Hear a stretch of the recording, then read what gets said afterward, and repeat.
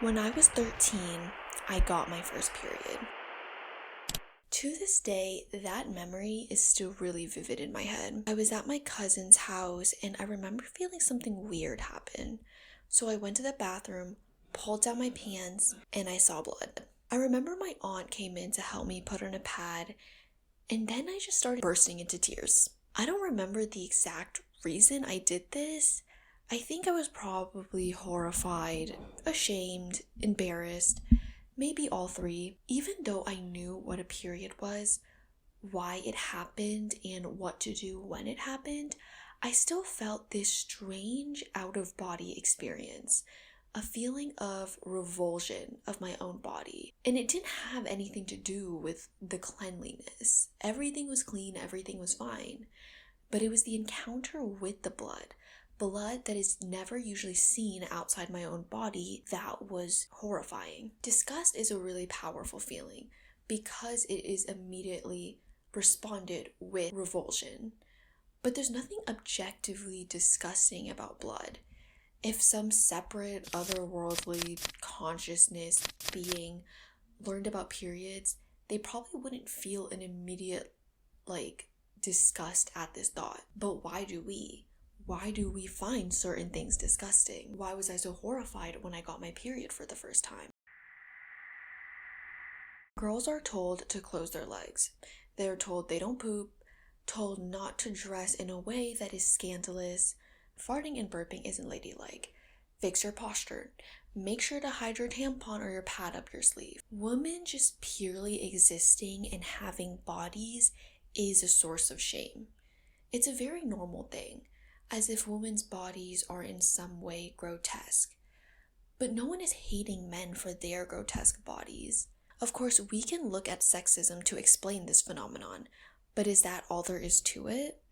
Julia Kristeva in Powers of Horror defines the abject as that which disturbs identity, system, and order. So what is cast off or rejected? What is expelled to maintain the boundary of the self? What is the I in society?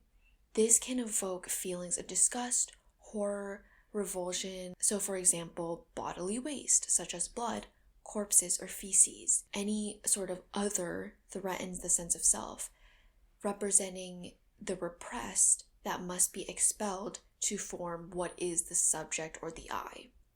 So in other words, there are things that are us and there are things that are not us. This boundary reminds us of our bodily reality of being human. When those boundaries collapse, so when someone is exposed to waste, the result becomes disgust, horror, revulsion, because they remind us of our animality, the existential horror of having a body. Is that the same sense of horror and revulsion at things that are usually repressed? Specifically, something that has been made repressed to maintain social order. Like the definition says, the abject can be experienced by things that are more existential. Therefore, the abject can also contain things like war and violence. So the abject becomes more than just this general feeling of distaste. It also reveals the current socio-political context that we are sitting in. Okay, so disgust is inherently political. Everything is. Whoa, such a huge revelation. But now what? So disgust, discomfort, blood, horror, it's everywhere. We see it in film, we see it in video games, in art. But why? If it's so repulsive, like I just mentioned, why are we so obsessed with it? Why do we literally pay money to watch horror, to play video games where we're killing monsters and people and able to see the blood splattering on us in 4K? Julia highlights that the repulsion evokes a mix of horror and pleasure because it's what we're supposed to reject, but for some reason we're drawn to it. Because disgust and curiosity are powerful reactions, placing the abject at the center of art, forcing viewers to confront images, allows for a new space to open, a space that forces confrontation, a confrontation of things that are usually repressed. So, otherness. So if the figure of the abject can inherently reveal current socio-political situations, what happens when they are placed at the center, or better yet, What does it reveal about cultural fears and desires? The art of the horror film becomes abjection at play. Barbara Creed's Horror in the Monstrous-Feminine analyzes horror films in the context of femininity. In this study, she coins the term monstrous-feminine. The monstrous-feminine argues that films portray women as monstrous, which challenges the traditional view of women as victims, women as sexual objects for men, and links the monstrous to female reproductive body and patriarchal fears. Creed argues that the female body, particularly its reproductive and sexual aspects, is the prototype for monsters. Analyzing figures like the archaic mother, vampire, and witch, she uses the idea to ground her analysis as she analyzed different ways the abject is portrayed in a variety of different horror movies, from Carrie to the Alien movies. Because movies are a medium that looks at the abject as both symbolic and visual, the audience is being forced to literally confront images of the abject. So, movies are great at representing and reflecting mainstream beliefs, fears, and desires at the time. Horror movies, especially, as monsters and villains, are made to bring fear and discomfort for the audience, as they are always going to be coded with cultural fears. Every generation creates the monster it needs. The idea goes back to centuries. Horror has always been a way to externalize fear. Before therapy or social media, stories were how we processed collective anxieties. We couldn't talk openly about taboos like sex, disease, or power, so screens turned them into beasts. So if the image of the abject reveals subconscious fears of women's bodies, the grotesque then becomes a tool, one that reveals hidden horrors of marginalized identities and potentially can challenge norms. So now we have to ask the question, can the grotesque liberate us?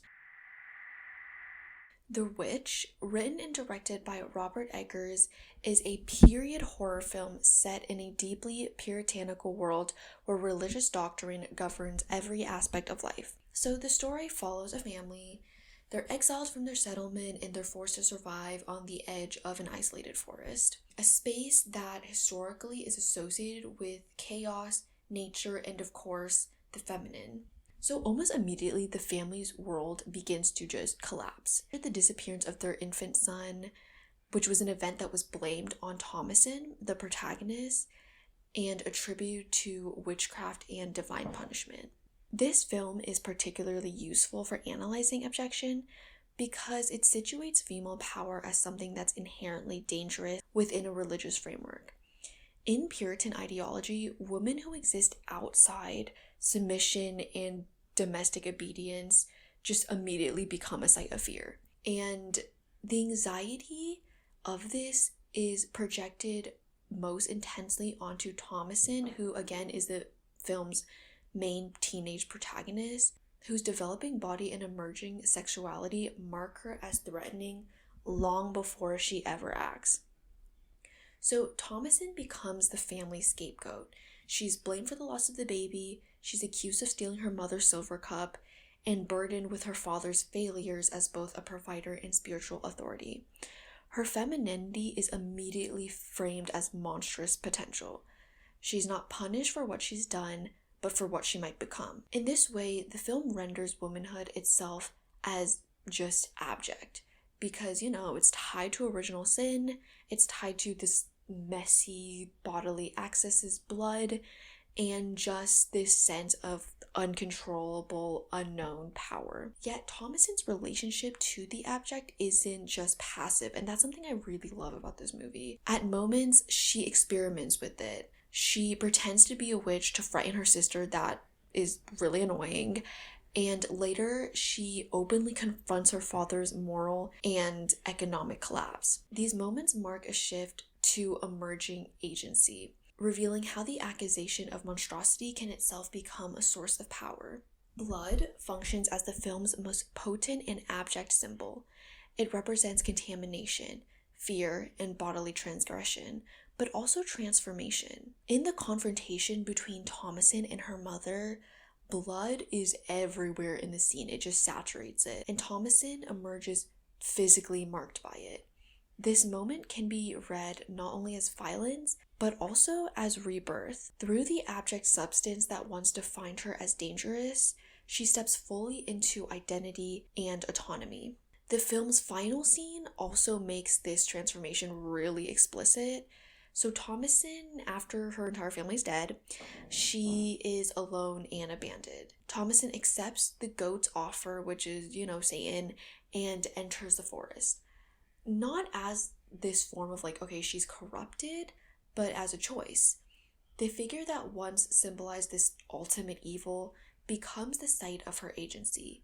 And then by accepting the role of the witch, Thomasin claims the identity that has already been imposed on her. Her liberation is not reintegration into society, but exile into the abject. She doesn't escape patriarchal power by being accepted within it. She escapes by just rejecting it entirely. The final image marks a complete rupture from whatever was the classic symbolic order. Through this refusal, through this isolation, and through embracing her monstrosity. Okay, so symbols, the unconscious, the subconscious, cool, great. But what about the abject outside of the literal horror movie? What about the abject in modern contemporary settings? Can the abject be embraced in another context?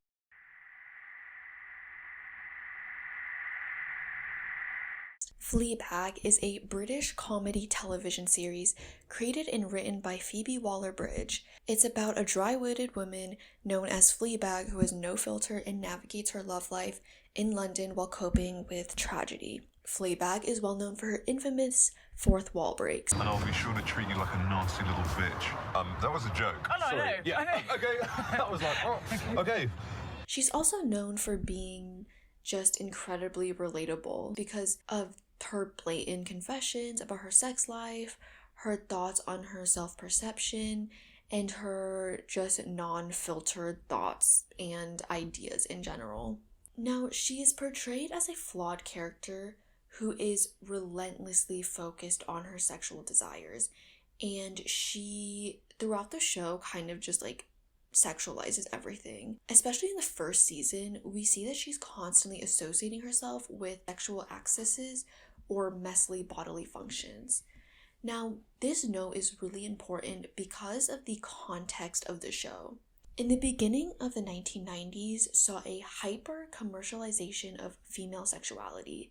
This was a time of something called post-feminism. It was second-wave feminism that originated from anti-war and civil rights movements. So there's pretty much this sentiment going around that gender equality had been fully achieved, and there became this new narrative, the girl power narrative, the girl boss narrative, this narrative that is still really prevalent in pop culture today. This was in response to the constant objectification of women. When Fleabag associates herself with these sexual acts, it is directly in contrast with the way she embraces a form of physical abjection in a time where the ideal feminist subject was cleaned and controlled. So Waller-Bridge makes this contrast prevalent in the show. There's actually an Easter egg in the first episode where Fleabag is reading the morning newspaper, and on it, it shows a naked woman advertising a mortgage, which is a clear call out for the ways women's bodies were becoming commodities.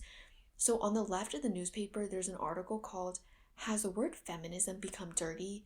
which calls out the way feminism was being perceived at the time. So feminism was renounced and made to seem shameful, or in this case, dirty.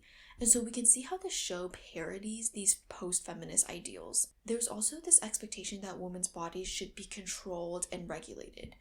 Any messy or dirty female bodies were deemed unacceptable.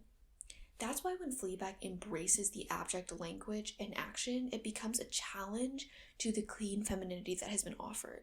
She says things that should be repressed to maintain social order, things that are usually private and shameful. In contrast to the medium of the horror movie, where the abject is kind of just thrown in your face, and forcing you to see literal blood and corpses, In more contemporary mediums, the abject is something that's more subtle, but in the same vein, it's uncomfortable and luring.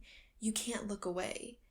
The abject is not a concept separate from its context. What is messy and dirty is directly related to the greater context. So in Fleabag, the abject confronts one of the binaries of womanhood, that being sexuality. The narrative surrounding women's sexuality at the times of this post-feminism was associated with empowerment and sexual subjectification that was tightly bound to neoliberal ideas, consumerism, and just general traditional gender norms. And as Fleabag is a character who feels valued primarily by her sexual desirability, female sexuality as something to be performed and reinforced. But this is where we kind of hit a wall, a really gross, slimy wall.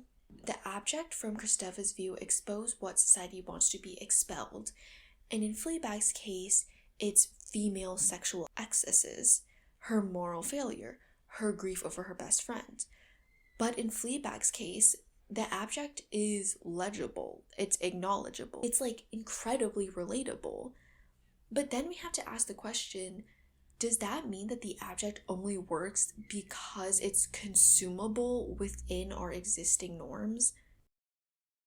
Women embrace the abject. We embrace the blood, we embrace the unruly sight of childbirth, the sexual excesses, we watch the horror movies, read the literature, confront it, embrace it, and potentially this can lead to a social reconstruction of femininity. But what happens when we place this in this postmodern, late-stage capitalist society? When the abject becomes another thing to market, to sell, to aestheticize, the abject enters the space of commodification, something that can be claimed and performed, something that demands an audience for financial gain.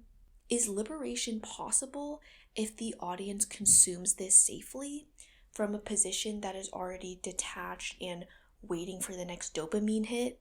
Judith Butler is a queer theorist who created and popularized the idea of gender as a performance, meaning gender is not innate, but a repeated doing or acting of socially constructed norms which creates the illusion of a stable gender identity. So this can be things like gendered clothing, gendered toys, speech, appearance. It exposes that gender is a social construction. In other words, gender is constructed in a system. So their view helps us see the abject from another angle, specifically whether performing the abject can ever escape the systems that produce it. The abject then is not something essential or unconscious. It is produced and regulated by norms. So this subversion that the abject can create, it's never outside power. It happens through repetition. Now, what happens when we look at Fleabag from this angle? Like I said before, Fleabag's fourth wall breaks function as moments of abjection because it embraces moments that society deems should be private or shameful. And by violating this boundary and telling the audience, she embraces the abject. But now let's look at it from the lens of how she is confessing. So these breaks or confessions are not offered to the characters around her. Not to her sister, not to her father, not to her godmother. They are directed at the audience. The fourth wall becomes this confessional space where the unacceptable can be expelled without any consequences. So in this sense, Fleabag performs abjection without risking any social rejection and the shame inside the world of the show. From the first view, it seems like Fleabag is doing something transgressive by breaking the fourth wall. And in a way she is, but now we're seeing this constraint. The abject is embraced as long as it remains entertaining, relatable, and most importantly, contained. In the last episode of season 1, Martin, her sister's husband, tries to make a move on her. And later when she tells her sister doesn't believe her. He did. He says it was more like the other way around. What? Claire, Please don't. no, Claire, Please? he came out into the garden. I don't want to hear it. Claire, you have to believe me. How can I believe you? Because I'm your sister. After what you did to Boo?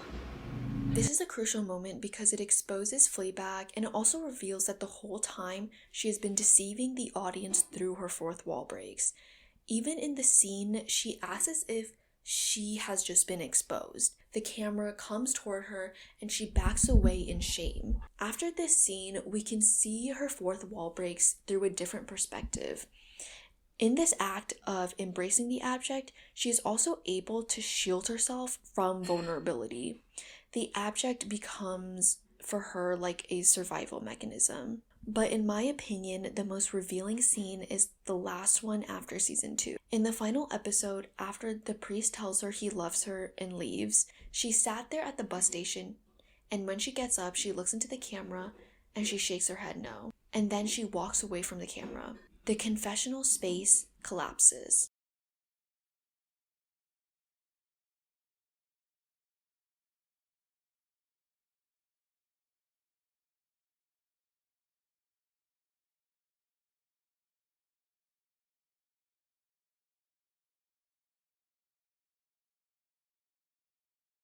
The abject no longer needs an external witness. This withdrawal is not a return to social comfort, but a refusal of controlled intimacy. Instead of expelling the mess, she holds it in. So we have this dilemma. In Fleabag, the abject is embraced as a way to shield vulnerability. It's, as I said before, a survival mechanism. Fleabag gains a sense of power, though, when she herself expels it. If we look back at Thomasin in The Witch, through this lens, her liberation can be seen not as acceptance into society, but exile into the abject. In the beginning of the film, Thomasin's body is threatening, her sexuality a force of evil and contamination. The family then projects their fears and anxieties onto her. It's classic abjection because they are threatened by what she is perceived to be, a witch.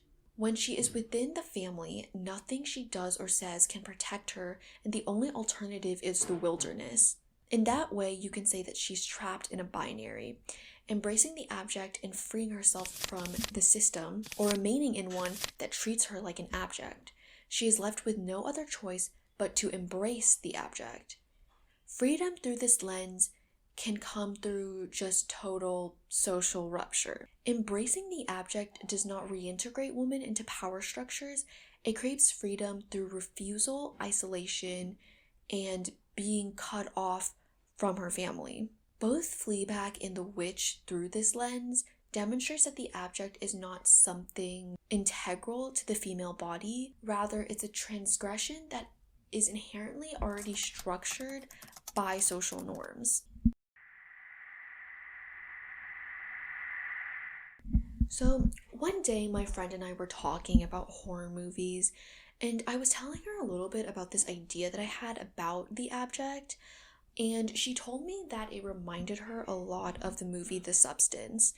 Now, I have never seen the movie and I still haven't seen it. I really need to, but I've heard a lot about it. Everything I've heard about The Substance has been very mixed. My friend's own opinion on it was that it was on the nose, and she noticed that it was clearly saying something about the beauty industry and aging by using body horror, and she said it was done okay. Other reviews on The Substance criticize it for similar ideas. I was just extremely let down by not only how thinly conceived and repetitive it is, I would have had more fun if it could decide whether it wanted to empower the female body or use it as a punchline. Tepid observations slammed in your face like concrete over and over again into oblivion. It's less a victory for cinematic transgression than a sign that it has become gentrified and absorbed into the mainstream. This is not the progressive movie that it thinks it is. More than ever, the inevitable aged female body feels invisible and thus worth questioning whether body horror is the most productive tool for addressing its absence. So the criticism surrounding this movie follows similar lines of thinking, mainly that it lacks originality, it's repetitive, shallow, excessive, not really saying anything transgressive or new. The response The Substance got shows the greater context of how abjection is perceived. In abjection theory, people are meant to be in a state of discomfort. But when the audience can immediately label a film as gross or satirical, or this is clearly a Marxist socialist commentary on the fetishization and the commodifications of women's bodies through the use of the abject has already been contained. The film does not allow abjection to destabilize any meaning. because it already announces itself as abject from the start. And this isn't necessarily the film's fault. We've already created genres and categories like body horror, femme fatale, etc. But this does mean that the viewer is never at risk. And what I mean by that is the whole point of Abjection is to make things feel uncomfortable in a way that's kind of like illegible. Like it shouldn't be so easily defined.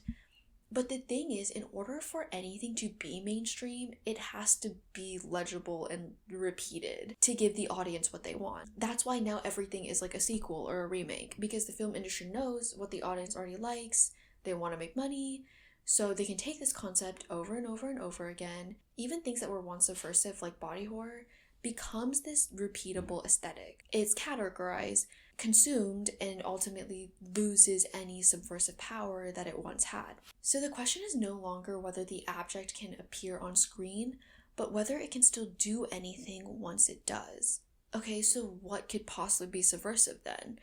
Or at least empowering for women if everything is capitalist and run by big bad corporations. The Ballad of Songbirds and Snakes is about the dystopian post-apocalyptic nation of Panem, located in North America. Panem consists of 12 districts ruled by the capital, and the capital embodies oppression and thrives in decadence, lavishly rich and technologically advanced, but the districts toil in deprivation, existing in varying states of poverty, and it's the Hunger Games. Kids fighting each other in the arena to the death. So to help revive the televised Hunger Games' declining viewership, Academy students of the capital are chosen to mentor tributes for the upcoming 10th Hunger Games, and new features are added to the games, such as tribute interviews and gifts that sponsors supply to the tributes. Cornelius Snow hopes to win a prize to pay his way to the university and return the Snow's family's prestige. Cornelius is assigned the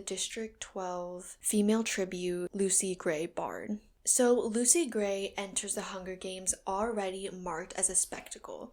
She's introduced literally as a performance when she sings at her own reaping. Nothing you can take from me. She is dressed very brightly and is immediately legible. From the beginning, her identity is usable. It can be packaged, narrated, and consumed, and Snow uses this to his benefit. In the context of the Hunger Games, being this legible identity is not neutral. It's survival. It's life or death. Her charm and vulnerability through her music allow her to become a favorable tribute. Her identity is shaped to meet the expectations of the capital audience, who demand narrative, vulnerability, and most importantly, entertainment. Her backstory, her romance, and even her fear must remain visible. Throughout the games, Lucy Gray's identity is strategically mobilized. Her music humanizes her for viewers. Her emotional transparency and vulnerability is rewarded with protection and sponsorships. But none of this actually belongs to her. Her identity functions as a pawn, a movable piece in a system that survives by extracting stories from vulnerable bodies. Lucy Gray is not asked who she is. She is told which version of herself will keep her alive. Her survival literally demands her identity to be easily read and legible. Snow sees this effect that Lucy has on the audience and, the capital, and uses it for his own gain. But this is exactly why her ending is so powerful. She disappears. She leaves Snow and the reader and the audience, us, without any explanation or closure. We never learn what she knew. We never know whether she planned her escape. We never know if she trusted Snow or saw through him. This is not any failure in the story or in the narrative. It's refusal. Lucy Gray removes herself from this culture that has defined her existence. For the first time, her inner life is inaccessible. The Hunger Games demand constant surveillance, literally putting yourself in a role to be easily consumed to get as many sponsors as possible. So Lucy Gray survives the games by being seen, but she survives Snow by not being seen. Because the same identity that once saved her from the games is dangerous when it's possessed by Snow, and we can see this. When the movie came out, I watched it in theaters with my friends, and beside us talking about like Snow's buzz cut, we were also like arguing. I remember after we came into the movie theaters, we were just arguing about what we think happened to her. She probably knew the whole time. She tried to kill him. She instantly escaped the minute she realized Snow killed whatever his name is. She died. I remember us getting like so heated, even though like there's no answer and the answer like doesn't matter. I feel like what we were reflecting was Snow's rage, because Snow, along with the audience, is left with the unknown. He wants to know what she knew. He wants to name her intentions and put her into this category of she betrayed him or she's guilty, but he can't. And this is what literally makes him spiral at the end, and it's what unravels him. And we can even see this play out through Katniss's story. Katniss reminds him of Lucy. District 12, the love story, the singing, the Katniss plan, the way he couldn't control either of them. What Lucy did was actually so powerful, in fact, that it becomes a haunting symbol of the rebellion and the spirit that he just couldn't conquer. Lucy Gray refuses him the narrative closure he needs to justify his violence. Snow can't control what he can't interpret, and the audience can't consume what is withheld. So the abject here looks really different for Lucy Gray. She's not this abject monster that is being expelled by the system that's the capital. She expels herself from it by leaving in silence.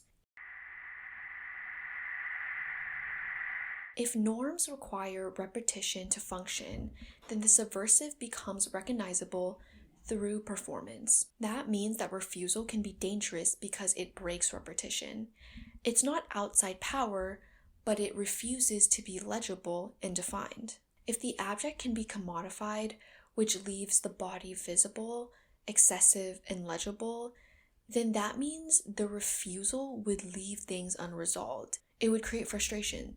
Things can't just be defined, one and done, and then never be thought about again. Historically, women have been demanded to explain trauma, narrate their pain, and make their suffering make sense to the outside world. Silence, in this case, could mean not passivity, but boundary making.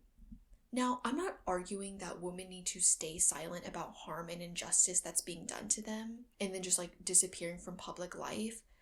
But what I'm arguing is that women are constantly pressured to explain themselves, narrate their trauma into something that can make sense and be accessible. Silence can in fact be the opposite of powerless. It can invoke fear in others, establish dominance, or renounce others' vocalized thoughts or opinions. Understanding silence as an act of power is difficult, as it requires the assessor to renounce a generally old age perception of silence and understanding it in a completely different way. Silence is powerful when it's selective, intentional, and strategic. This is not the silence of repression, but a silence that means refusal. A refusal to translate one's inner life into something legible and consumable. We can see the way silence is used in Fleabag. It's not a moment where Fleabag is being passive and weak.